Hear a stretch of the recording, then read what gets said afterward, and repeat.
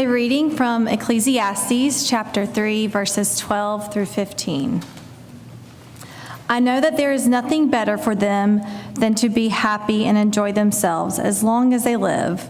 Moreover, it is God's gift that all should eat and drink and take pleasure in all their toil.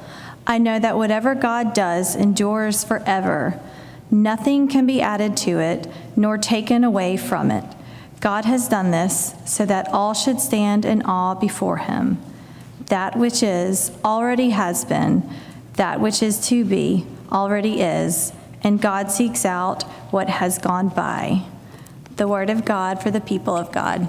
Thanks be to God. Thank you, Nora.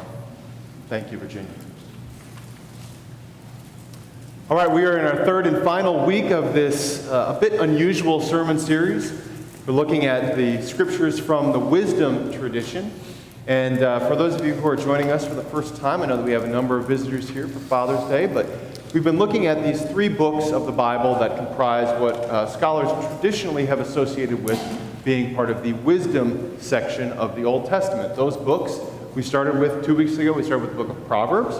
Last week we looked at the book of Job, and today we turn to Ecclesiastes. And as I have said, I apologize in advance. We will not do justice to beginning to even scratch the surface of these books by giving attention to a couple of verses and a few-minute sermon. But this will be hopefully something that will whet your appetite, and you will want to go and do a little bit more reading in these particular books.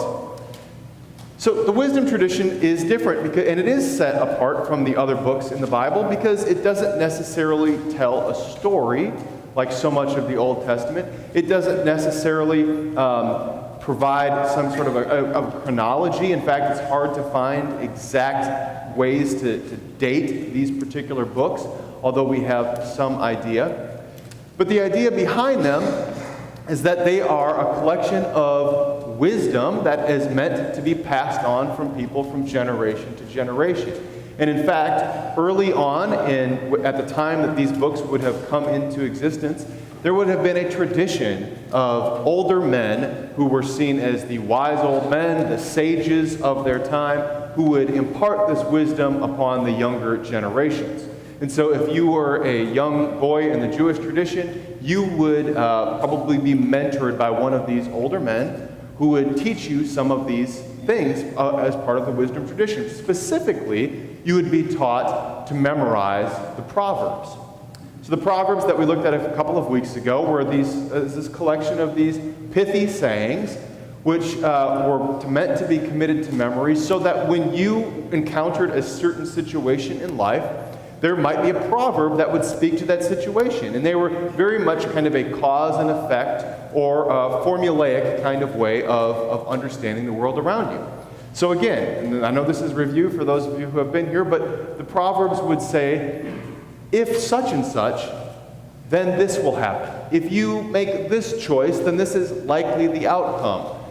If you live your life in this way, then this will be the consequence, and that kind of thing.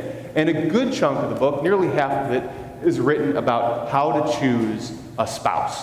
And because it was written to instruct young men, it was how to choose a wife someday who will be an upright and virtuous, God-fearing woman. And there is a lot to say about that in the scriptures, in the Proverbs. So that gives you a real base kind of understanding about what the wisdom books were about. Well, the Proverbs were first, and then Job comes along, and it's sort of a response to that. And we talked about Job and Job's life, and it asks the questions about why good things happen, or why bad things can happen to good and virtuous people. And then we get to the book today of Ecclesiastes, which takes it, I think, even a step further. Now, for those of you who have spent some time in Ecclesiastes, you will realize that this is a challenging book. And if you are looking for an uplifting book in the Bible, look elsewhere. This is not what Ecclesiastes is about. And yet, I'll get to the punchline here, which is sometimes wisdom comes through saying that not all the time things are going to be rosy. Sometimes there's wisdom in saying, yeah, bad things do happen. And so that's a little bit of an understanding going into Ecclesiastes. So who wrote this book? Where exactly does it come from? It's from one of these older sages, and he is wanting to share his wisdom with everybody else who would listen. And he goes by the pseudonym of Kohelet. And Kohelet is probably is not his name. It's a pseudonym, or maybe it's a title. And if we look at the etymology of that word, Kohelet actually goes back to the Hebrew roots of a word that means to assemble or to gather. And so it is probably one who is speaking to an assembly or a gathering of people. He's not just a mentor to a student or to a classroom, but to the assembly, to all those who would listen. Let me share with you my perspectives on life. And it doesn't take long for him to launch in to some of the things that he sees are going to confront people in their understanding of the world around them. He's probably in his latter years of life. He may be in his last third or his last quarter of life. He's old, and he's looking back on his career of teaching young men and instructing them in the way of the Proverbs and in the teachings of the faith. And he's saying to them, I know that you have learned all of these things, and I know that you have sought to be wise and to make all the right decisions and to make good choices and to become upright and virtuous men in your own right. But let me tell you what nobody else is telling you. Let me tell you about the dark or the shadow side of things. He says, it's all hevel. All of it. Hevel. H-B-L in Hebrew is a hard to translate word, but it's pronounced hevel. And what it means is something like, depending on the translation of the Bible we look at, vanity, absurdity, or the one that I think is equally confusing, but I kind of like, vapor. If you think about what vapor is, and if you are chasing after vapor, you are a fool. It's vapor. It vaporizes. It's gone. You see it, and just like that, poof, it disintegrates. Chasing after vapor would be a fool's exercise. And he says this, you want to know what life is? Again, I told you this isn't necessarily an uplifting book. He said, you want to know what life is? Vanity of vanities. Vapor of vapors. Absurdity of absurdities. In a collection of spiritual writings that talks about the King of Kings, or the Lord of Lords, or the holiest of holy, or the God of gods, he's saying, how about absurdity of absurdities? How about vapor of all vapors? He's saying, I have witnessed in my life people that have lived their life according to the teachings of the Proverbs, and I have seen it all taken away. I have seen upright and just and moral people die prematurely. I have seen fortunes of people that have worked hard to earn it being ripped away from them. I have seen people lie, cheat, and steal their way to the top and never face any consequences for it. He says, I'll share some wisdom with you. You want to know the truth? It isn't always fair. And I think in our time, there's something to be said for that. How many of us in our faith are searching for answers and would like things to be a simple formula of this, then that, but that's not the way that it works. Because sometimes tectonic plates shift under the ground and cause an earthquake. Sometimes lightning strikes a field and causes a fire that burns down a neighborhood. Sometimes people that exercise and eat well and are doing everything right get diagnosed with a terminal illness and die early. We know that, and if we pretend that everything should be sugar-coated or that we live with rose-colored glasses on because we are people of faith, then we're absurd. Because that isn't the way it goes. That's not the way that life works. So I believe that in the wisdom of the people who compiled the books of the Old Testament, if we're looking for why this is included, because there is a wise word to be found. And somebody who will tell it to us like it is, even if we don't want to hear the truth. So Kohelet He may come across as a bitter, pessimistic old man, and you know what? He probably was. But he's telling us something that I believe that every once in a while we need to be reminded about. He says things that remind us of things that we have experienced in our own life. We can all think of those instances where somebody seemed to be rewarded for doing the wrong thing. We can think in our own life about the time that it was sort of one of those no good deed goes unpunished moments for us. A time when we thought we were doing the right thing and everything went haywire. Everybody knows somebody that was wonderful that died early. It didn't seem fair. It didn't seem right. And Christians that have a depth to their faith are often able to go to God in anger and cry out about it.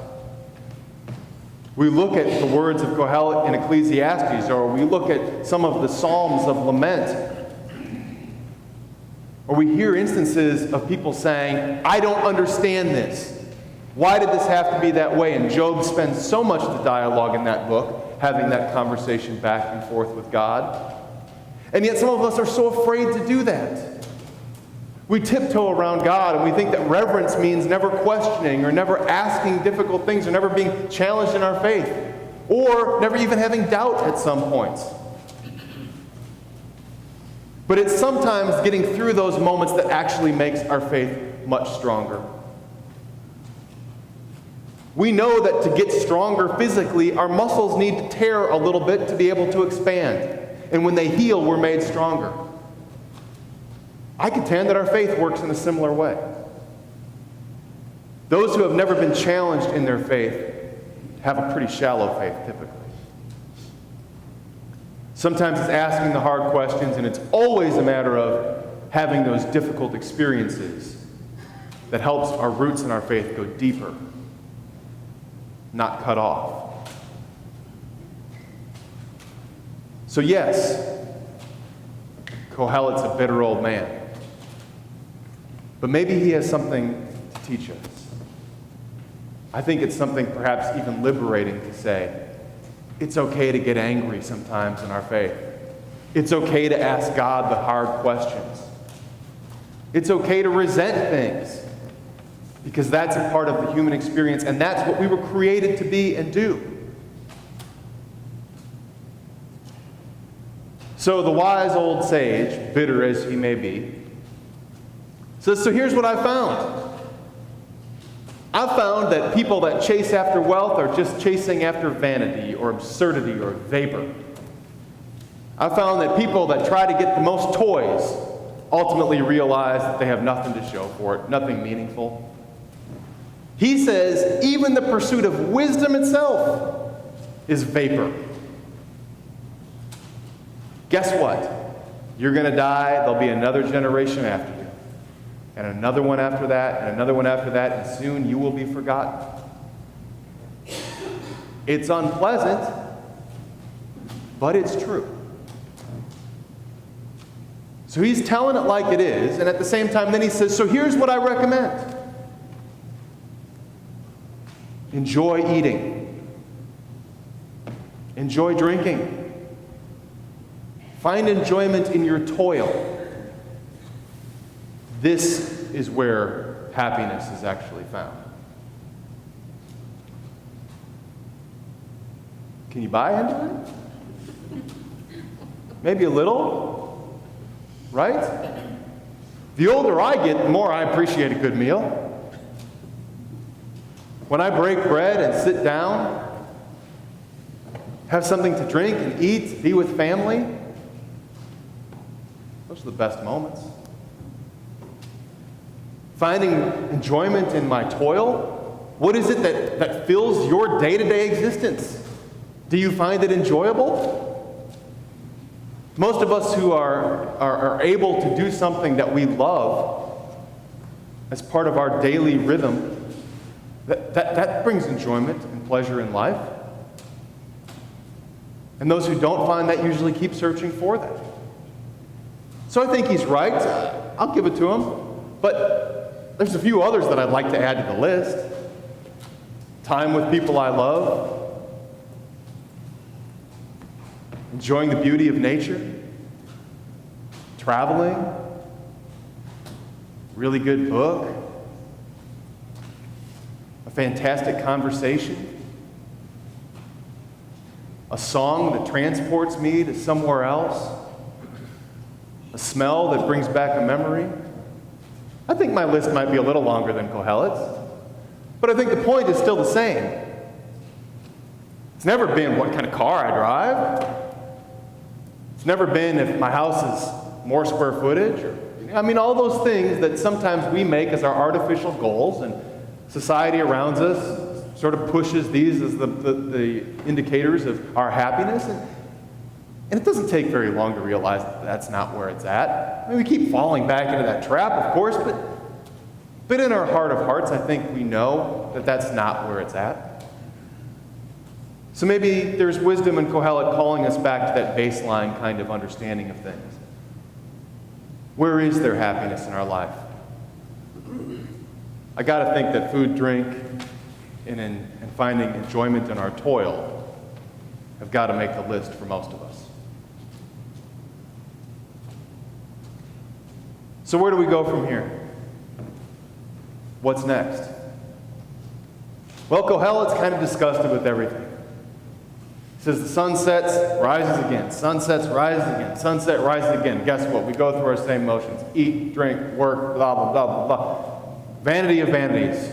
Absurdity of absurdities. Vapor chasing of vapor chasing. What's it all mean? What do we get from this? And for him, it's inconclusive. It just kind of ends the book that way. It doesn't get resolved. You want it to. It's like, oh, good, we're getting to chapter 12. Maybe he's going to tie this all together and make it hopeful. But he doesn't. He just leaves it all hanging out there.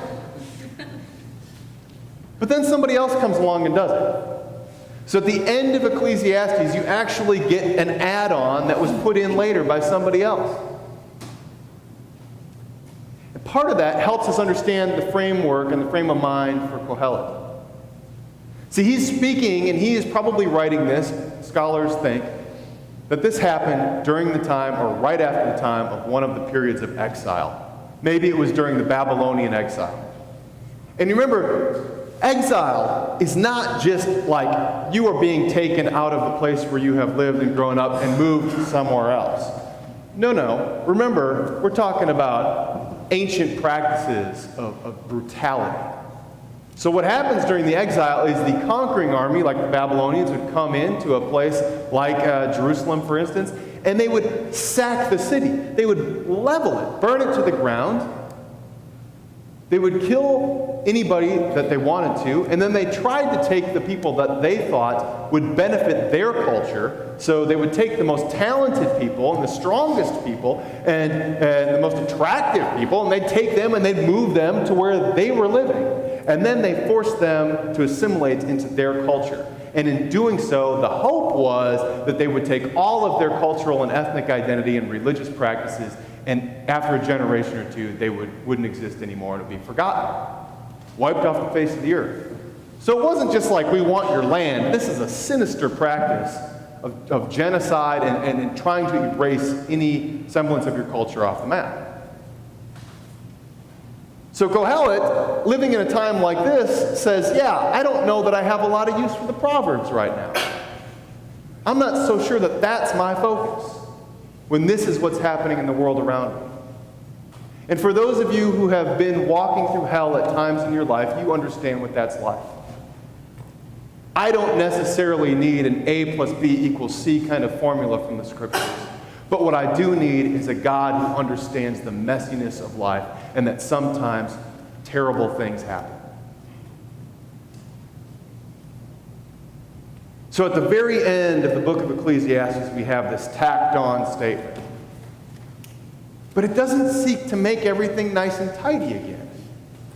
It speaks to the wisdom that's found in the book, but then it ends by saying, that in the midst of all this, in the midst of the chaos and the confusion and the unfairness that life often presents, what we need to do is fear the Lord. Now again, fear here probably doesn't mean be terrified of, but it means to look to God with reverence and respect and trust.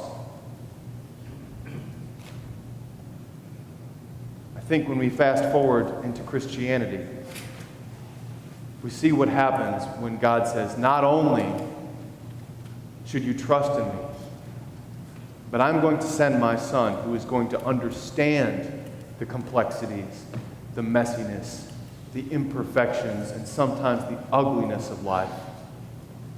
And he's going to walk that life with you. And he will be by your side always, and will carry you throughout that. But it's interesting to me that when we look at how Ecclesiastes ends, that it ends the same way that Proverbs begins. Remember in Proverbs, the verse that we chose a couple weeks ago to highlight? All wisdom begins with fear of the Lord. Fast forward 2 more books into the end of Ecclesiastes, and the wisdom tradition ends where it began. Fear God. When we put our faith and we put our trust in God, no matter what the future holds for us, God is there. God is our guide. And Christ, because he walked in our shoes, goes before us. And there we can rest our faith. Will you pray with me?